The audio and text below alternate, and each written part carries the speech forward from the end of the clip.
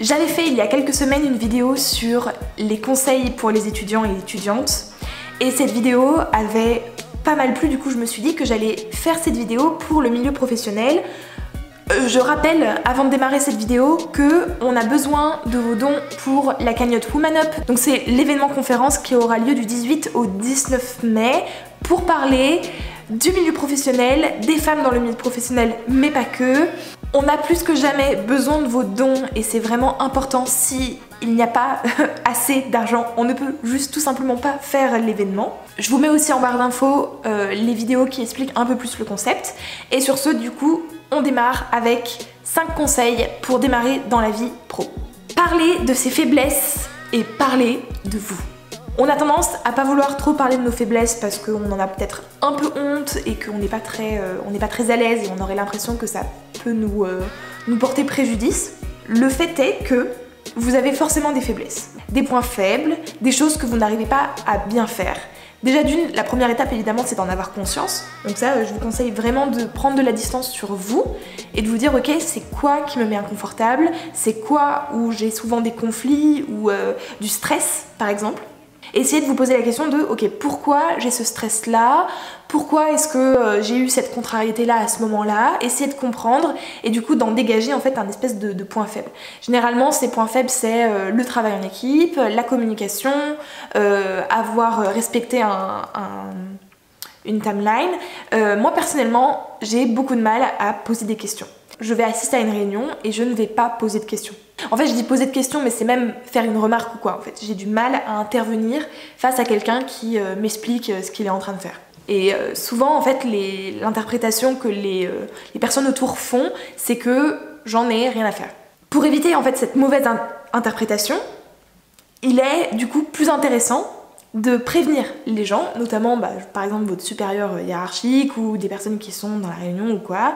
L'idée c'est pas de prendre la parole en réunion et de dire bon je vais rester silencieuse mais parce que je dois vous dire que mon point faible c'est d'avoir des remarques ou des questions comme ça qui arrivent, du coup je suis incapable de faire un commentaire sur quelque chose que j'entends maintenant.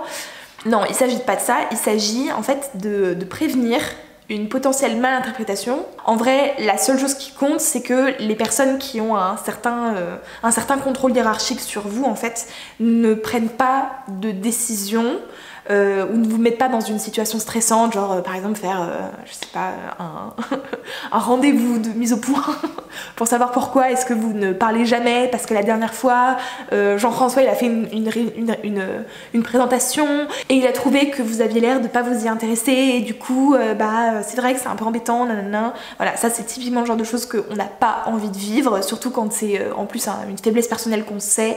Il vaut mieux en amont dire voilà j'ai un problème, généralement j'arrive pas à formuler des remarques, si j'ai des questions après je vais venir, pas de problème et j'en aurai, mais sur le moment ça vient pas quoi. Ça c'est pour mon cas personnel mais en fait ça peut être pour tous les problèmes que vous pouvez avoir dans le monde de l'entreprise. Si vous avez par exemple du mal à avancer, à vous motiver, que vous avez peut-être besoin de deadline, demandez une deadline par exemple. En sachant qu'il y a des choses que vous devez travailler. C'est bien d'avoir une faiblesse, d'avoir un point faible, de l'avoir analysé, mais c'est pas votre identité. Il va falloir travailler pour. Parce que c'est quelque chose que vous n'avez pas envie de garder un point faible.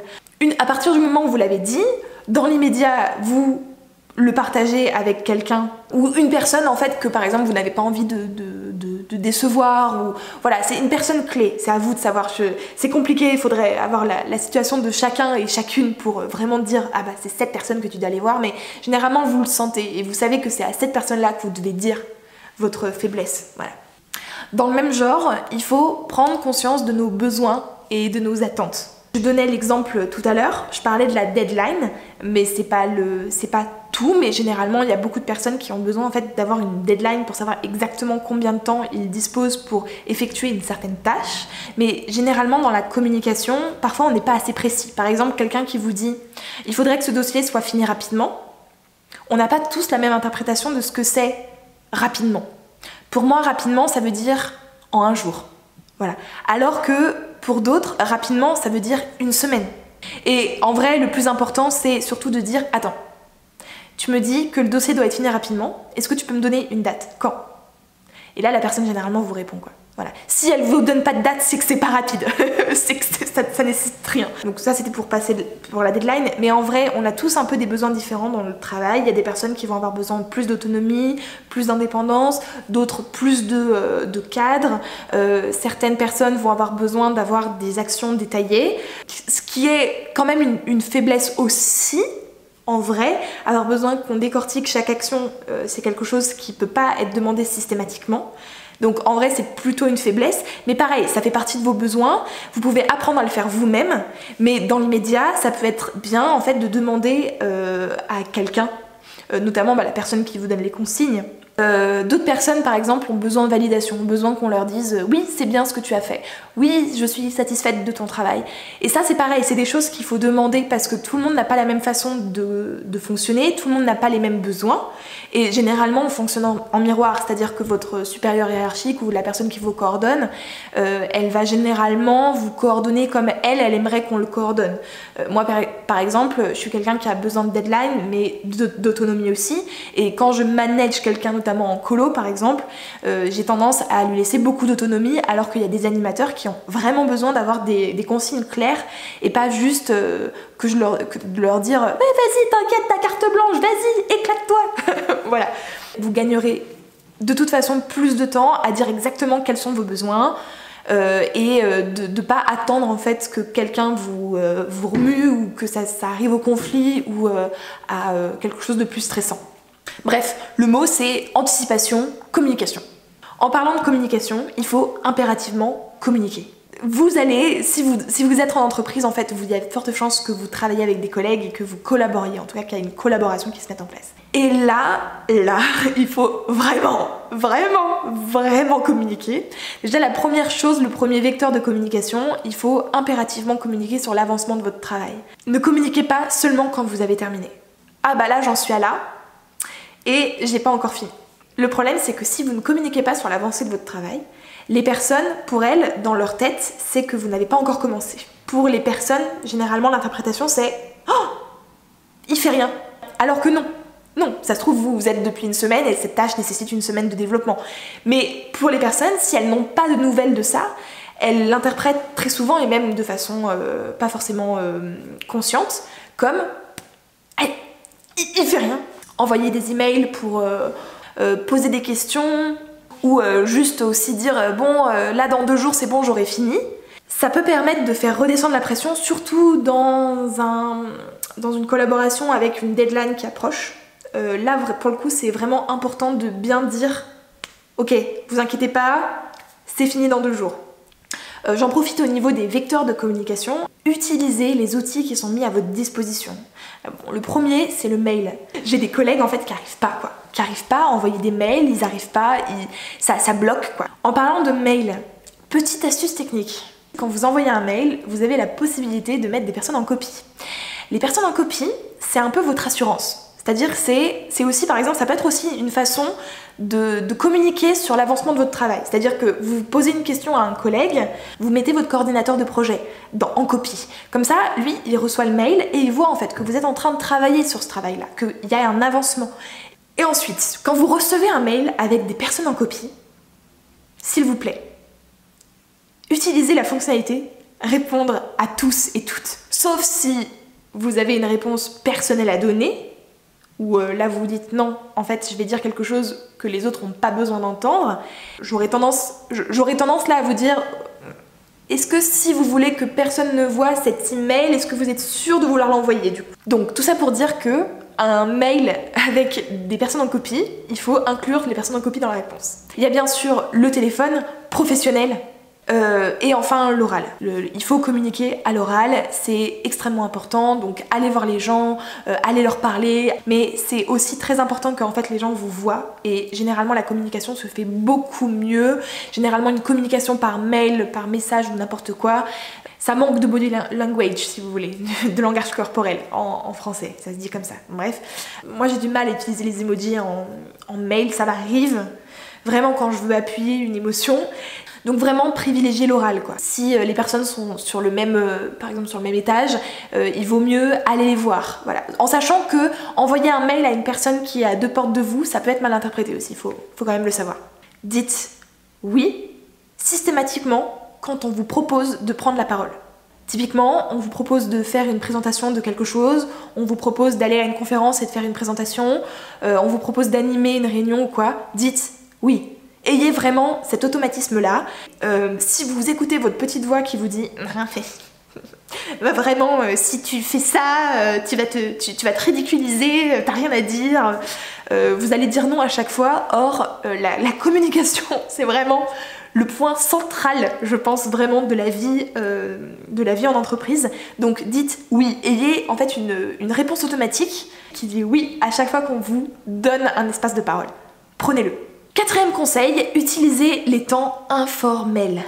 Les temps informels, je parle notamment de la pause café, des goûters, des temps du midi ou encore des événements sociaux qui peuvent être organisés au sein de l'entreprise. Ces temps informels, déjà ça va vous permettre de faire une pause en vrai dans votre travail, de vous lever, de vous détendre, et ça en vrai déjà c'est quelque chose de positif. Mais surtout ça va vous permettre de parler avec vos collègues. Vous pouvez parler de choses du boulot. C'est comme ça qu'il y a souvent des collaborations qui se font ou de l'aide qui vient, parfois de quelqu'un que en fait, vous n'aurez pas soupçonné en fait, qu'il puisse vous aider sur ce problème-là. Ça vous permet aussi de faire connaissance. Et ça, faire connaissance avec vos collègues en dehors d'un temps formel de réunion, c'est quelque chose d'assez important et qui rejoint du coup mon dernier conseil. Mon dernier conseil, c'est être sympa. On a tendance généralement à résumer le monde du travail par juste travail. Or, on y reste quand même plusieurs heures par jour, plusieurs jours par semaine.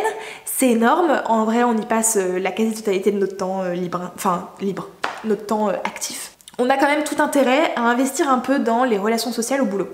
Le but, c'est pas de devenir forcément pote, meilleur poteau avec ses collègues. Vous pouvez, je veux dire, c'est pas le problème, c'est pas interdit, mais le but c'est pas forcément de devenir meilleur pote. Vous avez le droit de garder une certaine distance, vous avez aussi le droit de rester vous-même. Le but c'est pas non plus d'être hypocrite ou de jouer un rôle.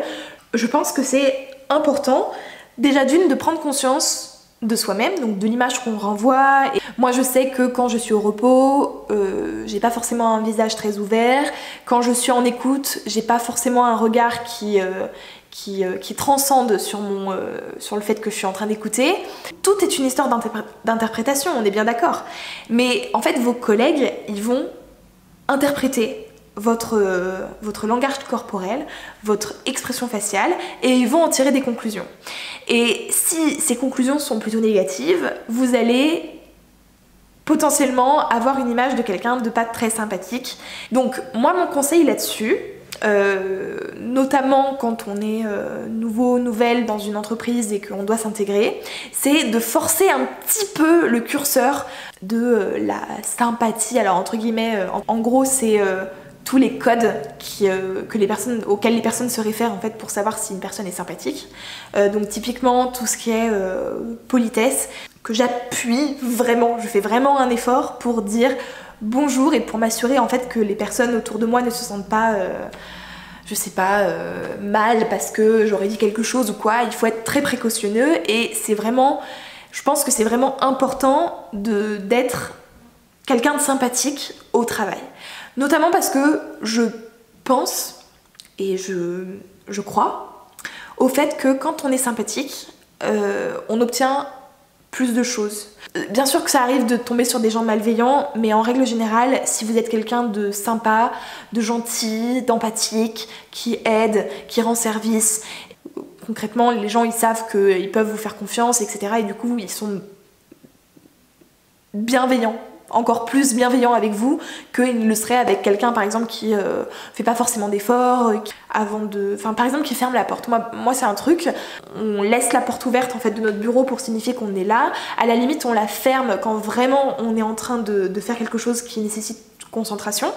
Mais j'ai des collègues qui laissent leur bureau constamment fermé et moi par exemple c'est quelque chose que j'interprète en fait comme de l'antipathie. Donc le petit conseil qui est pas forcément optionnel mais qui est à juger si vous en avez besoin ou pas, c'est de forcer un petit peu sur le curseur sympathie pour être sûr en fait que le message que vous êtes sympathique, que vous êtes quelqu'un de sympathique, et j'imagine que vous avez tous envie que les gens pense que vous êtes sympathique, soit clair.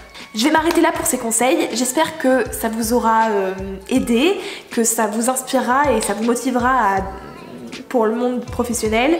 N'oubliez pas de faire un don pour Woman Up et je vous dis à très vite pour une prochaine vidéo. Ciao!